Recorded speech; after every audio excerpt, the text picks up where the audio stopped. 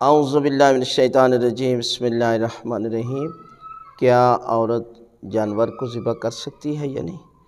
تو یہ ہے کہ اگر شرائط کے تحت، یعنی جانور کو ذبح کرنے کی شرائط ہیں، ان میں سے ایک شرط یہ ہے کہ جب آپ جانور کو ذبح کرنے لگیں تو قبلہ رخ ہونا ضروری ہے، واجب ہے، اور اس کے بعد ہے کہ اللہ کا نام لیا جائے، بسم اللہ اللہ اکبر، یعنی اللہ کا نام لینا چاہیے، اور اس کے بعد چھری سے آپ جو ہے وہ لوہے کی چھری سے جانور کو ذبح کریں۔ پرندہ ہے، گھر میں ہے، مرغا ہے یا بکری وغیرہ ہے، تو عورت جانور کو ذبح کر سکتی ہے، کوئی مسئلہ نہیں ہے۔ مثلاً گھر میں اگر جانور رکھے ہوئے ہیں اور مر رہے ہیں اور کوئی مرد نہیں ہے کہ جو جانور کو ذبح کر سکتے، تو عورت بھی کر سکتی ہے شرائط کے تحت، پردے میں رہتے ہوئے ایسا کام کرنے سے اسلام نے منع نہیں کیا۔ لیکن عورت جو ہے نا، اس کے اندر اللہ کی ذات نے جو ہے وہ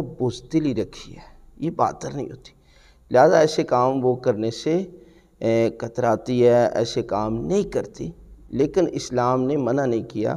اگر وہ جانور کو ذبح کرتی ہے تو جانور حرام نہیں ہوگا بلکہ حلال ہوگا۔